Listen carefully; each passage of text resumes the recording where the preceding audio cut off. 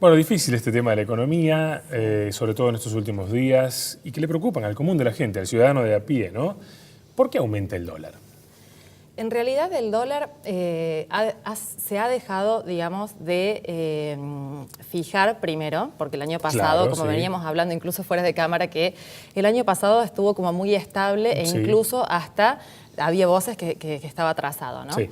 Por un lado, desde principios de este año el Banco Central dejó de intervenir con respecto a el dólar, pero a su vez también se sumó varios factores, internos y externos. Entre los externos podemos decir que Trump, con las distintas peleas que tiene, pelea con China, empezó a ocasionar como una serie de conflictos. A su vez también el tema de la lira turca, ¿no? Que también se desplomó, también por un conflicto diplomático con los Estados Unidos.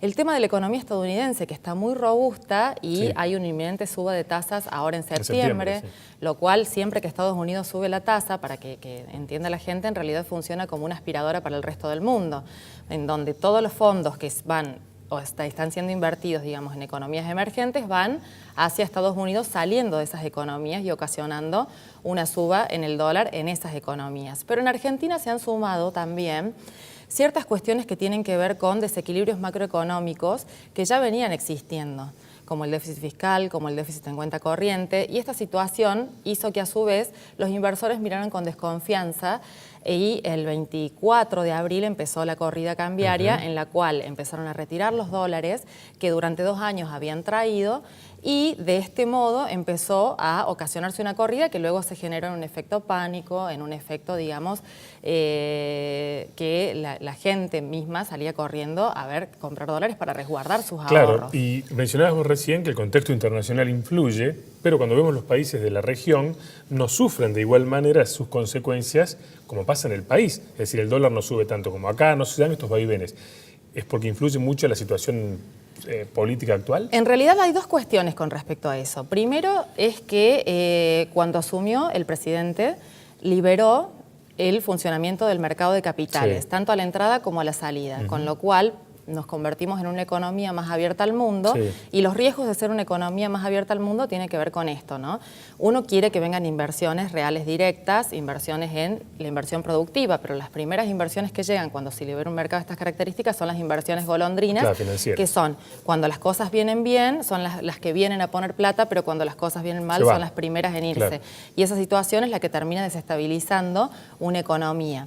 Entonces, en definitiva, esta situación es lo que llevó a este momento que se desestabilizara el dólar con la subida que estamos teniendo, que llevó al gobierno en un momento para tratar de detener en señal de confianza de que no se iba a ir todo, iba a estar todo mal, al Fondo Monetario Internacional. Claro. Con el fondo ya se abre un segundo capítulo de esta historia, porque en realidad también se firman ciertas condicionalidades o ciertos condicionamientos en el cual el Banco Central ya también se encuentra más limitado para intervenir en la economía, porque tiene que cuidar las reservas, porque no puede intervenir en el dólar futuro y en realidad lo único que podría hacer ante una corrida es subir las tasas de interés que restringen la actividad económica porque el financiamiento productivo es muy caro. Claro, exactamente. ¿Y cuánto influye este escenario político que estamos viviendo ahora, como mencionaba el doctor hace un instante, todo lo que tiene que ver con los cuadernos de la corrupción K, en el humor social, en las futuras inversiones y en que la crisis se agudice? Porque sin duda que genera incertidumbre, ¿no? En el sector, digamos, en este sector de capitales se refleja directamente en un riesgo país, en caída de los bonos, ¿no? El Merval vino hacia abajo. En definitiva, se suma, digamos, a todo este contexto muy vulnerable que estamos viviendo, a este tema también que tiene que ver con la incertidumbre de qué va a pasar con esta cuestión. Entonces aumentó el riesgo país muchísimo, arriba de los 700 puntos. Hoy estaba bajando un poco, pero igual está siendo muy alto. Digamos que todo esto hoy está influyendo en la economía financiera. La pregunta es si también va a influir en la economía real. Claro. Tenemos una cuestión en donde la economía real ya está siendo afectada producto de las últimas medidas. Primero, bueno, la gran suba del tipo de cambio, el dólar, impacta en la economía real. Sí, pero la suba de tarifas, los aumentos. Suba de tarifas, aumentos, ¿no? Que impactan en el bolsillo de la gente, pero a su vez también en el sector productivo. Claro. ¿no? Entonces, esto que en realidad nosotros queremos que funcione un sector productivo para que genere puestos de trabajo, con además un requisito que firmaron con el Fondo Monetario Internacional, que es reducir el rol del sector público en la economía, es decir, un Estado que se retira también va a impactar en la economía real. Entonces, esta situación, al sumarse toda esta incertidumbre con respecto a lo que va a pasar, puede llegar a generar también incertidumbres con respecto a las inversiones de la economía real. Y también con lo que ya está en marcha, ¿no? Y acá tiene que ver también una cuestión que yo interpreto como el costo de la burocracia, ¿no? Porque, por ejemplo, aquel personal de planta permanente de una institución que tiene que firmar un certificado de obra pública que viene siendo construida de empresas que están siendo investigadas, y seguramente le va a temblar el pulso, ¿no? Seguro, sí. Entonces, digamos que todas estas situaciones van a repercutir de algún modo. Yo le pediría, Gisela, ¿usted no le puede explicar a nuestros oyentes qué significa riesgo país? Sí, el riesgo país, por decirlo lisa y llanamente, es el sobrecosto que tenemos que pagar en tasa de interés por ser una economía emergente. Sí. El riesgo país en otros lugares del mundo, en otras economías emergentes, aumentó en promedio 50 puntos.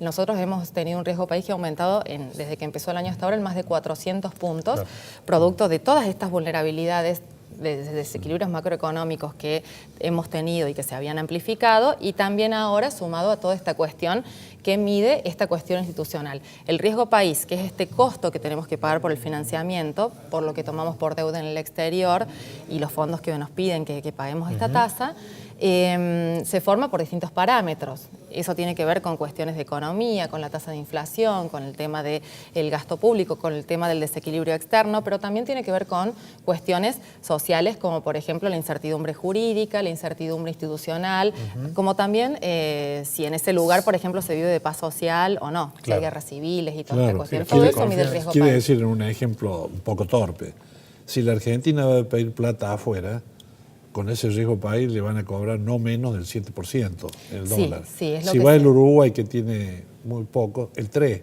Claro. Entonces esa es la diferencia. Este es el problema hoy, ¿no? Que tomar deuda afuera con este aumento del riesgo país es realmente muy caro, sumado a que con estos problemas que tenemos con respecto a la gran amplificación del déficit en cuenta corriente, que el año pasado fue de un 4,8% del PBI, muy alto, digamos, para que entienda la gente, es la plata que, los dólares que nos entran menos los dólares que se van. Claro, sí. Los dólares que se van están siendo mucho más altos desde los dólares que entran. Claro. Y no estaban entrando dólares por exportación, muy poco, estaban entrando dólares por deuda. Ese grifo se cerró. Entonces, hoy estamos en esa situación. Ahora, y Gisela, a nosotros nos da la impresión que el mercado financiero se maneja, bueno, con sus reglas obviamente, y que el gobierno parecería no poder controlarlo, o por lo menos que el mercado financiero le marca la cancha al gobierno y que siempre está por detrás. Sí. ¿No es cierto? ¿Por qué se da eso? Bueno, en realidad cuando el Estado decide liberar el mercado, en realidad es el Estado el que tiene que estar brindando señales de confianza para que los mercados de algún modo confíen y entonces inviertan. Mi opinión es que Argentina no está preparada para un dólar que flote libremente. Bien. En definitiva, tiene que haber un banco central que brinde una flotación autoadministrada, porque en definitiva, ante el primer vuelo de golondrina, Argentina hoy nos golpea y nos golpea muchísimo. Claro. Entonces, me parece que el dejar flotar libremente el tipo de cambio, conjuntamente con una liberación total de los capitales, en realidad acrecienta o amplifica el efecto externo y por eso nos pega más. En 30 segundos, Sí. ya no tenemos más tiempo. ¿Qué se puede esperar para los próximos meses en materia económica? Para los próximos meses, en realidad, con un dólar que todavía no está estabilizado, con la sequía que ha pegado en el campo muchísimo, y ahora con esta cláusula con el Fondo Monetario Internacional en la cual tiene que venir un ajuste fiscal por parte del Estado, en realidad, hasta fin de año se viene una recesión. Pero a su vez, yo lo que sumo es estas últimas vulnerabilidades, sumado a la incertidumbre que está pasando a nivel institucional, posiblemente esta recesión se extienda unos meses más.